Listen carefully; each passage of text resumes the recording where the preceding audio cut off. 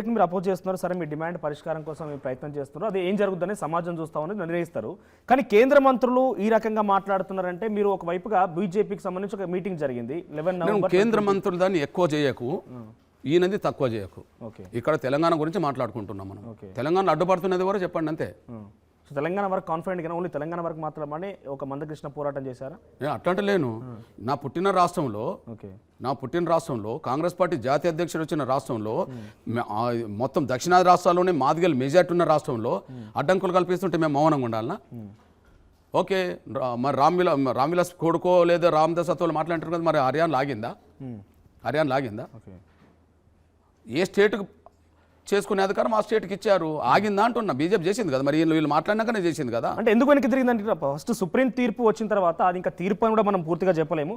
Supreme రాష్ట్రాలకు అధికారం ఇచ్చిన తర్వాత మొదటిసారిగా ఒక రాష్ట్ర ప్రభుత్వం అసెంబ్లీ వేదికగా మేము చేస్తామని చెప్పినటువంటి ప్రభుత్వం కాంగ్రెస్ పార్టీ ప్రభుత్వం ఎందుకున్న పరంగా వెనక్కి తిరిగింది.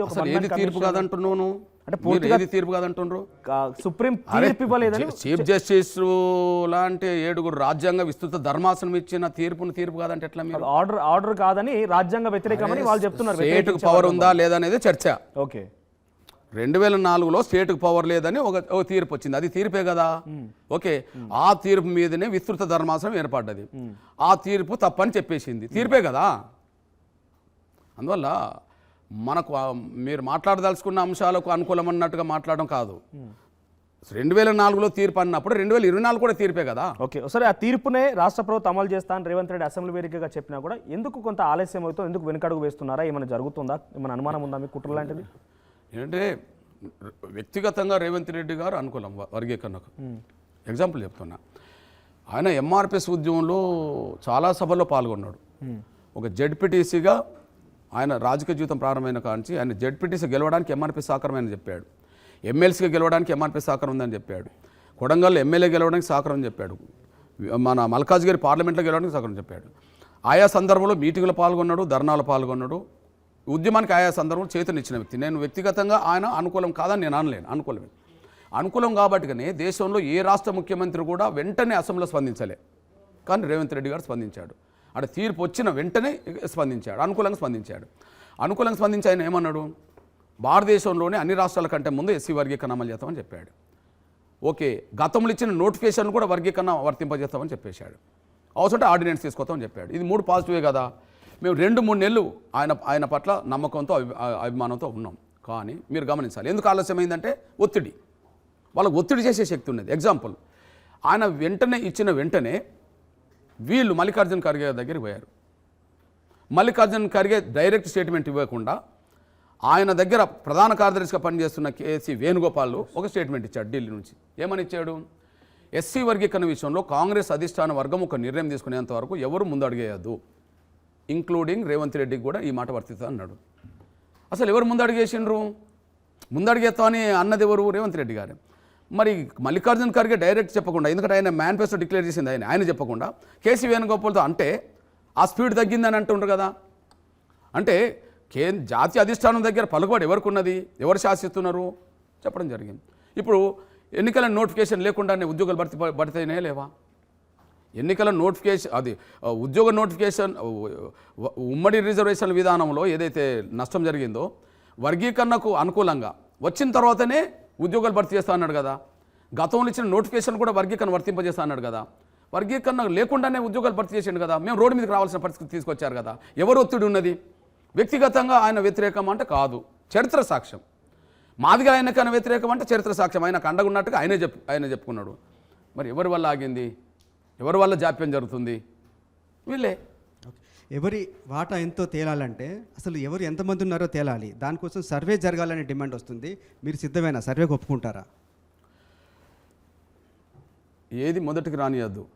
ఇప్పుడున్న పరిణామాల గురించి మనం మాట్లాడుకుందాం. ఎస్సీ ఎస్టీల జనాభా ఎప్పుడూ ప్రభుత్వాల దగ్గర ఉంటుంది. స్వాతంత్రం కంటే ముందు నుంచి ఇప్పటి వరకు ప్రతి 10 ఏళ్ళకు ఒకసారి ఎస్సీ ఎస్టీల జనాభా ఉంటుంది. నా ఇష్టం ఉన్నట్టు నేను చేయడం, నీ ఇష్టం నువ్వు చేయడం కుదరదు ఇక్కడ. ఎస్సీ ఇప్పుడు కులగణన అనేది ఎవరికి వర్తింపజేసే సూత్రం? బీసీలది. మన బీసీ సమాజం ఎందుకు రోడ్డు మీదకి వస్తుంది? మా జనాభా ఏందో తేల్చండి అని చెప్పి. మరి ఎస్సీ ఎస్టీలు ఎందుకు రావట్లేదు? జనాభా ఉన్నది కాబట్టి ప్రతి 10 ఏళ్ళకోసారి ప్రభుత్వాల దగ్గర కేంద్రం నిర్వహించిన సర్వే ఉంటుంది. దాని ప్రకారంగానే 2011 కానీ 2001 కానీ 2091 కానీ 81 కానీ ఇట్లా లెక్కలు ఉంటాయి 10 ఏళ్ళకోసారి. లేటెస్ట్గా 2011లో జరిగింది కాకుండా ఇప్పుడు 2025లో ఉన్నాం. ఇప్పుడు తాజాగా లెక్కలు తీయాలనేది మాలాల దగ్గర చూసిన డిమాండ్. దానికి మీకు అంగీకారమేనా? ఉన్నదాన్ని ఒప్పుకొని అమలు చేసిన తర్వాత నువ్వు 2024 తీద్దాం, 25 కూడా తీసుకుందాం. ముందు ఉన్నదాన్ని లెక్కల ప్రకారం అమలు జరగాలన్నా వద్దా? నీ ప్రభుత్వం దగ్గర ఏ సమాచారం అవుతున్నదో ఆ సమాచారం మనం అంగీకరించమా? 2011 లెక్కలు ఆమోదించినప్పుడు ఎందుకు ఆమోదించాం మనము? ఎందుకు ఆమోదించాం? ప్రతి 10 ఏళ్ళకోసారి గవర్నమెంట్ దగ్గర లెక్కలే కదా, అంతే కదా. అందువల్ల నీ ఇష్టం ఉన్నప్పుడు నువ్వు చేయమని చెప్పడం, నా ఇష్టం ఉన్నాయని చెప్పడం కాదు. మన ఇష్టం ఉన్నా లేకపోయినా ప్రభుత్వాల దగ్గర మన లెక్కలున్నాయి దేశంలో. ఓకే, ఆ లెక్కల ప్రకారం ఎవరికైనా రావాలి. నీ జనాభా ఎక్కువ ఉంటే నువ్వు తీసుకో, మాదిగల జనాభా ఎక్కువ ఉంటే మాదిగలకు వస్తుంది, మాదిగలు కాకపోతే ఇతర కులాలకి ఎంత ఉంటుందో వాళ్ళ వాట వస్తుంది. అంత భయం ఎందుకు? ఆ లెక్కల మీద ఇప్పుడు కాంట్రవర్సీ ఉంది. మొన్న మీటింగ్లో అన్నారు మాలలు 20 లక్షలు అంటున్నారు, కాదు మేము 40 లక్షలు ఉన్నామని అంటున్నారు.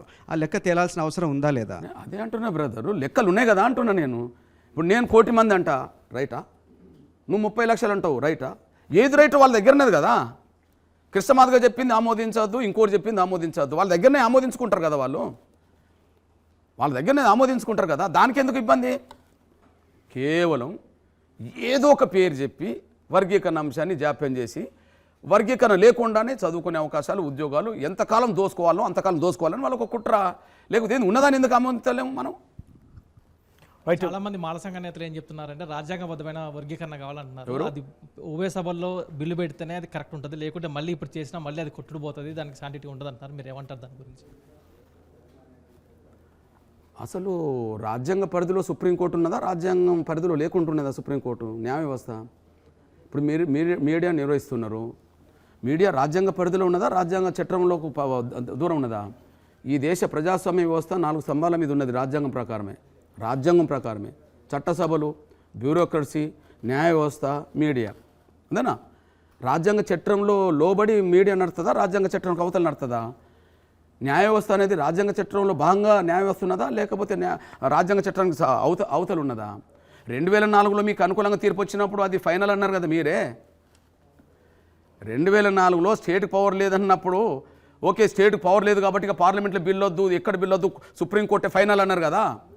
మీకు అనుకూలమైతే ఫైనల్, మీకు వ్యతిరేకమైతే ఫైనల్ కాదా? ఇది ఎక్కడ న్యాయం? 2004లో మీరు అన్న మాట ఏంది? సుప్రీంకోర్టు తీర్పు ఇచ్చింది స్టేట్కి పవర్ లేదని, ఇక పార్లమెంట్లో కూడా బిల్లు పెట్టదు, పార్లమెంట్కి సంబంధం లేదు, సుప్రీంకోర్టు అత్యున్నత న్యాయ వ్యవస్థ కదా అని అన్నారు కదా మీరే. అంటే మీకు అనుకూలంగా వచ్చినప్పుడేమో సుప్రీంకోర్టు ఫైనల్, అంతకంటే అత్యున్నత ధర్మాసనం మళ్ళీ తీర్పిస్తేనోమో అది మీకు వ్యతిరేకంగా ఉంటేనోమో అది ఫైనల్ కాదు. ఇది తొండేట కాదా?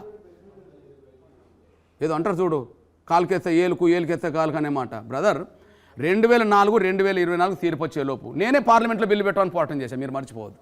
ఎందుకు? అప్పటి తీర్పు ప్రకారం స్టేట్కి పవర్ లేదు. మరి 20 ఏళ్ల పాటు నేను చెలో ఢిల్లీ పెట్టాను కదా. నేను ఈ 20 ఏళ్లలో 50-60 సార్లు చెలో ఢిల్లీ పెట్టా. ఎందుకు పెట్టా? పార్లమెంట్లో బిల్లు పెట్టమని, అప్పటి సుప్రీంకోర్టు తీర్పు ప్రకారం పార్లమెంట్లో బిల్లు పెట్టమని. మరి అప్పుడు వద్దని బిల్లుకు వ్యతిరేకంగా పార్లమెంట్ జంతర్ మంతర్ ధర్నా చేశారు కదా. పార్లమెంట్లో బిల్లు పెట్టద్దు, సుప్రీంకోర్టే తీర్పు ఫైనల్ అని చెప్పి మొత్తం జంతర్ మంతర్ ధర్నాలకు వచ్చారు కదా. పార్లమెంట్లో బిల్లు పెట్టనీయమని చెప్పి ఈ నాయకులందరూ మాట్లాడారు కదా. అంటే స్టేట్కి పవర్ లేదన్నప్పుడేమో పార్లమెంట్లో బిల్లు పెట్టమని కొట్లాడింది మేమే కదా. అప్పుడు పార్లమెంట్లో బిల్లు పెట్టద్దు, సుప్రీంకోర్టే ఫైనల్ అనేది మీరే. మరిన్ని వీడియోస్ కోసం ఛానల్ ని సబ్స్క్రైబ్ చేయండి. లేటెస్ట్ అప్డేట్స్ కోసం వాట్సాప్ ఛానల్ ని ఫాలో అవ్వండి. ఆ లింక్ డిస్క్రిప్షన్ లో ఉంది.